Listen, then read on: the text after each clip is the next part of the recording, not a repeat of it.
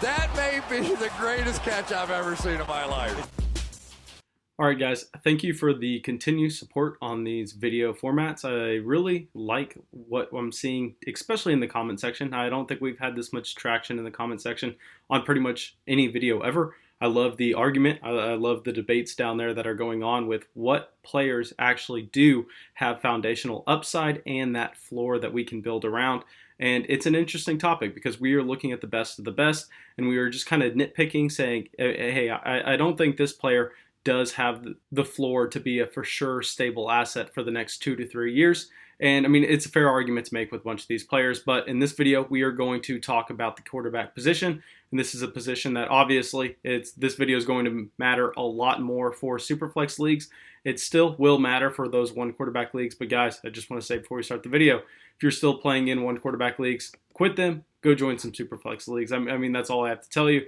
And yeah, I mean, Superflex just adds a lot more to the format just due to you have extra assets to trade. You have extra ways to build your team around. I mean, if we're playing in a one quarterback league, it's really standard. You go out there, you take your running backs, you take your wide receivers, and that's about it. And pretty much whoever gets lucky and whoever selects the best player, that's who's going to win the league. With a Superflex format, it actually adds a little bit more nuance where you can build your teams in different ways, and then maybe that will prevail.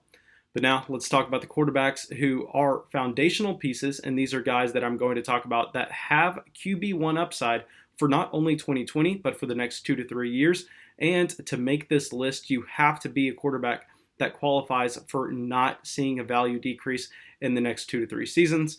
And like I said in the running back video, I mean, we're not looking at players like Ezekiel Elliott who are going to have elite production over the next 2 seasons. But even if they do get that elite production, their value will be lower now than 2 years from now than it currently is, just due to the way the dynasty landscape looks at these players. So first, I'm going to talk about Patrick Mahomes. Not much to talk about here. I mean, he is the most stable asset that you could ever imagine in a Superflex league. You take him, you're pretty much never going to have to worry about the quarterback position. And I hate to say that, you'll be set for 15 years because most dynasty leagues are not lasting close to 15 years. But what it does allow for you to do is it does allow for the flexibility that maybe you don't even have to go out there and take a second quarterback until the very end of your Superflex draft, and you can just get a Ryan Fitzpatrick and try to stream the position and try to trade for those cheap QB2s.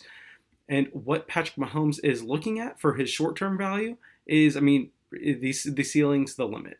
We are looking at a guy that is record-breaking through his first 2 years in the NFL as a starter, and he's only 24 years old. He offers the best arm in the NFL by a long shot, and we have seen him run the ball. I think that we are going to continue to see him dial the rushing back in the regular season, and in prime games that are really going to matter for the Kansas City Chiefs, that's when he's going to be willing to go out there and run, like we saw him rip off that great run against the Tennessee Titans in the playoffs. So Patrick Mahomes, you can pretty much chalk him up to being a top 5 quarterback for the next 2 to 3 years at the very, very minimum. And at the same time, we know that pretty much it doesn't matter if Patrick Mahomes tears his ACL in 2020, then goes and tears his ACL in 2021.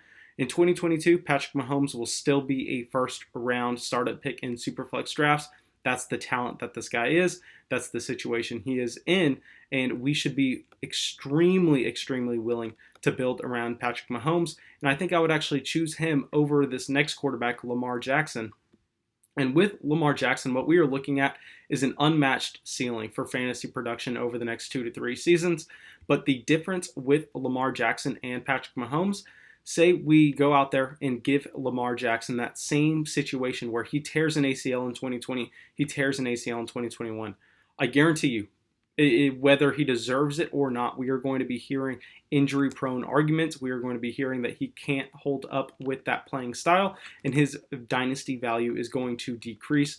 So while he is definitely the quarterback with the most fantasy production ceiling in 2020 and 2021, it is in the range of outcomes that a couple things happen and Lamar Jackson's value takes a significant hit 2 years from now. But nonetheless, due to that short-term ceiling due to the fact that he's only 23 years old. So this is a player that we could see 2 or 3 years from now having the same value that he currently does, if not higher.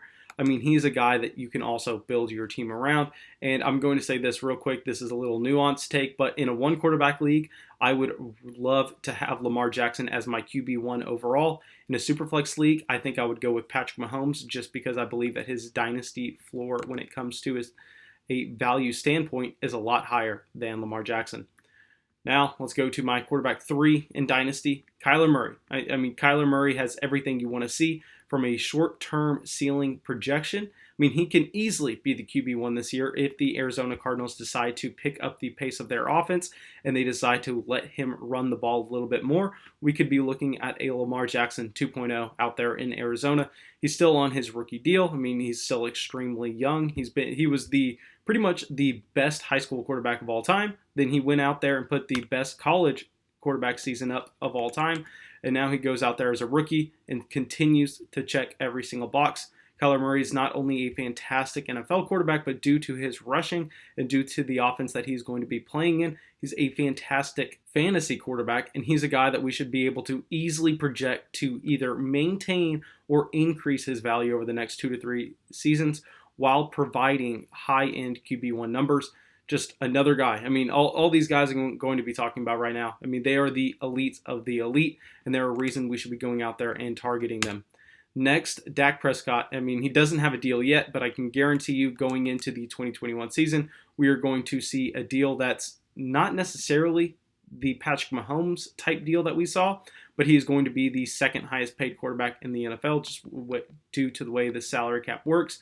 Maybe we see a little crazy thing with the salary cap due to COVID, but nonetheless, I think Dak Prescott's going to get a long-term massive deal, and in the short term, he's going to be playing in an up-paced offense. He has the best weapons in the NFL. He can rush the ball. I mean, it's in the range of outcomes where he has 7-8 rushing touchdowns this season.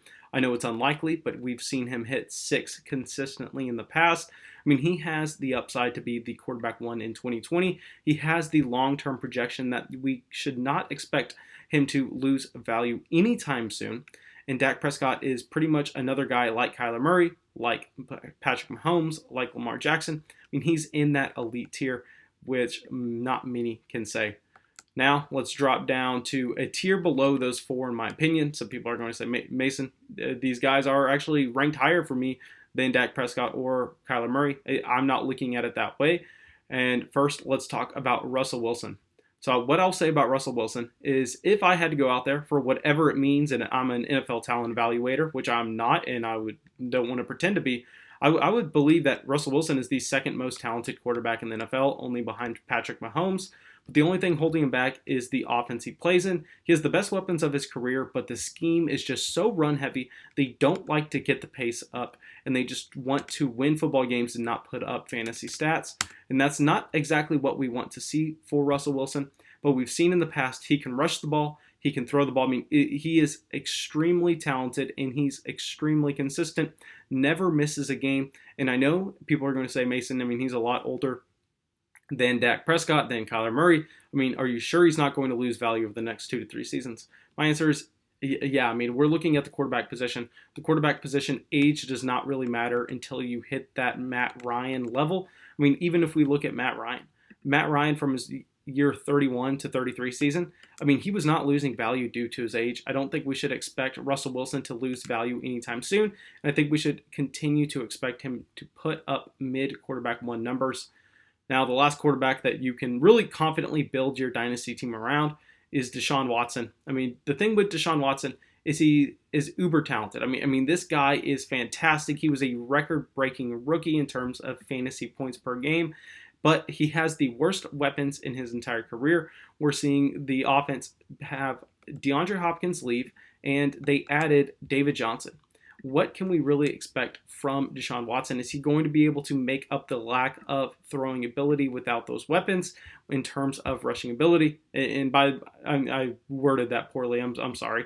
Not throwing ability, throwing production, throwing volume, because who knows what this Bill O'Brien offense looks like, and who knows what the long-term outlook for Deshaun Watson is. But due to his rushing ability, due to his talent, I think that he's also going to be a guy that it's hard to see a world where he loses too much dynasty value 2 years from now. It's hard to see a world that he's not a quarterback one in 2020. So Deshaun Watson, another guy that we should be able to build our team around, but he's definitely lost value this offseason due to what the Houston Texans have done around him.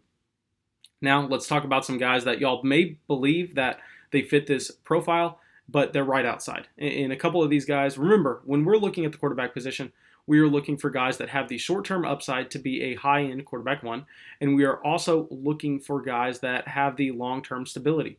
And a couple of these guys have one or the other, but they don't have both. So when we're looking at Joe Burrow, obviously he has the long-term stability. I'm not going to say, oh, he's going to be a starting quarterback in the league for 15 years, but he is a 1.01 rookie, which we see historically. I mean, these guys get seasons and seasons of starts before the team decides to do anything, and we know the Cincinnati Bengals are not going to be able to give up on Joe Burrow anytime soon, even if he does come out here and disappoint. So he has the longevity. But the thing with Joe Burrow is, what is the immediate upside? What is his upside in 2021?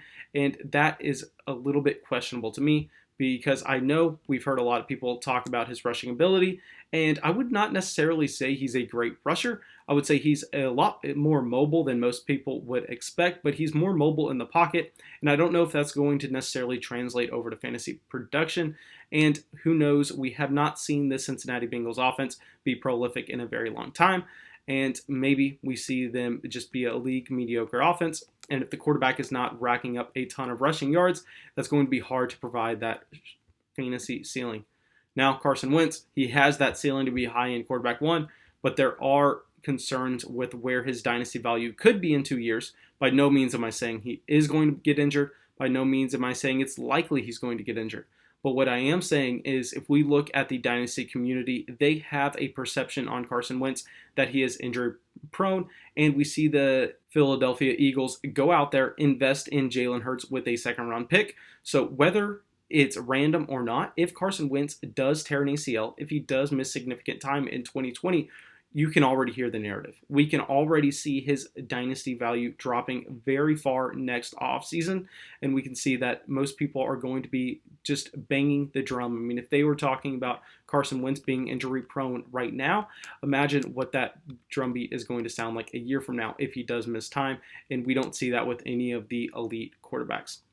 Now, Josh Allen, I mean, he has the short-term fantasy upside, but with Josh Allen, there is that accuracy concern. Maybe we see him be a Mitchell Trubisky 2.0, where I don't know. I think a lot of people like to pretend they were not. I actually was not, but a lot of people were excited about Mitchell Trubisky a couple years ago. And Josh Allen, while he may be able to provide a ton of fantasy points like Mitchell Trubisky did with his legs, we do see the accuracy concerns. And if he can't take the Bills to the next step over the next 1 to 2 years, maybe we don't see them willing to give him a long-term stable deal.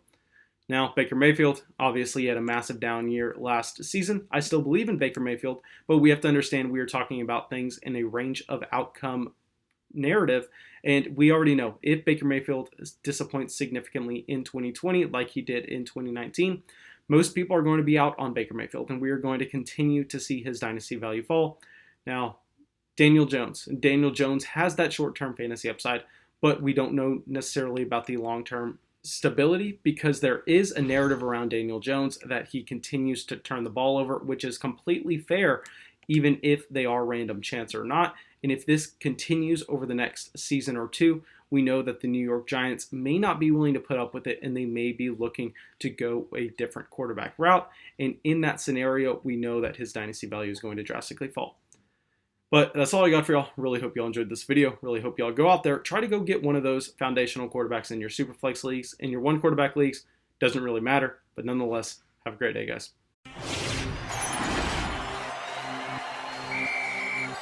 That may be the greatest catch I've ever seen in my life.